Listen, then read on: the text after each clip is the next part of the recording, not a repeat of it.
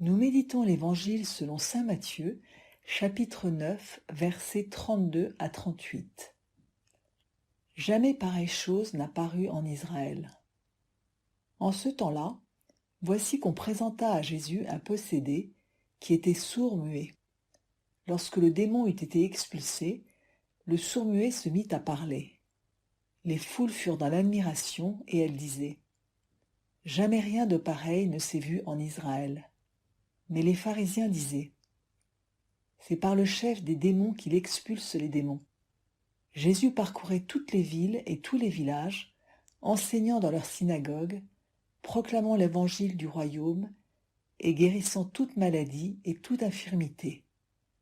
Voyant les foules, Jésus fut saisi de compassion envers elles, parce qu'elles étaient désemparées et abattues, comme des brebis sans berger. Il dit alors à ses disciples : « La moisson est abondante, mais les ouvriers sont peu nombreux. Priez donc le maître de la moisson d'envoyer des ouvriers pour sa moisson. »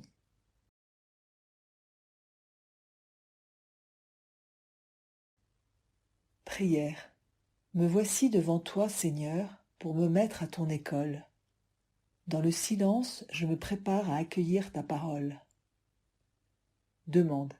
Jésus, revêt-moi de tes sentiments pour comprendre le monde et ses nécessités. Réflexion. Premier point. Jésus réalise un dernier signe ou prodige qui conclut la série des 10 miracles que saint Matthieu rapporte dans les chapitres 8 et 9 de son évangile. Il s'agit ici de l'expulsion d'un démon qui rend un homme muet. Ce signe a ceci de particulier qu'il permet de rendre la parole à un homme. Il faut être attentif au fait que la capacité de parole lui est rendue. Car si cet homme a retrouvé la parole, la foule manque paradoxalement de paroles pour exprimer ce qu'elle voit. Jamais rien de pareil ne s'est vu en Israël. Mais quoi donc ? La foule est incapable de le dire. Pire encore, les pharisiens interprètent complètement à l'envers le signe qui vient d'être réalisé. Ils accusent Jésus d'être le prince des démons plutôt que celui qui combat les démons.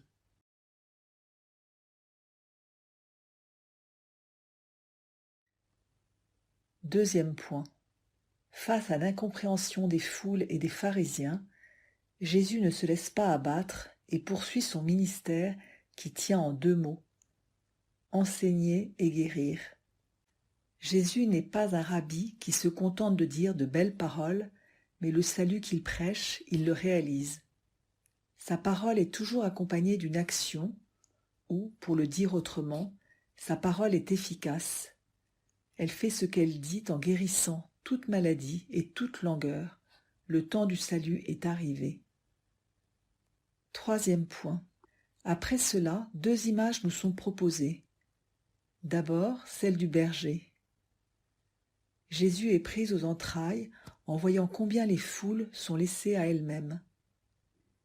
Il n'y a personne pour les guider. Où sont leurs chefs ? Où sont leurs maîtres ?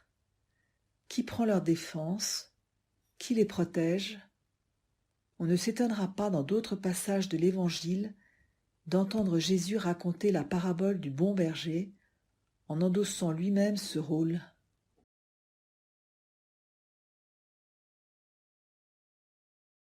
Enfin, Jésus emploie l'image de la moisson. Dans la Bible, la moisson est la métaphore du jugement.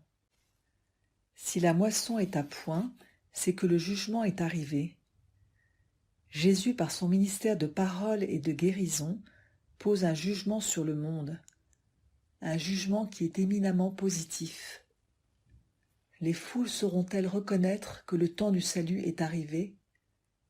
Comprendront-elles que Jésus vient combattre toute forme de mal ? L'appel à prier pour que le maître de la moisson envoie des ouvriers à sa moisson est un appel pour tous les disciples de Jésus. Par notre vie, nous moissonnons, c'est-à-dire que nous sommes, ou devrions être, des témoins du salut que Jésus est venu apporter au monde. Dans ce sens, nous participons au jugement que Jésus a inauguré par sa vie.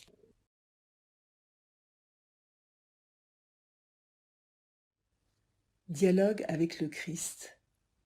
Seigneur, je renouvelle mon alliance avec toi. Je veux collaborer à ta mission de guérison, de consolation, d'accompagnement.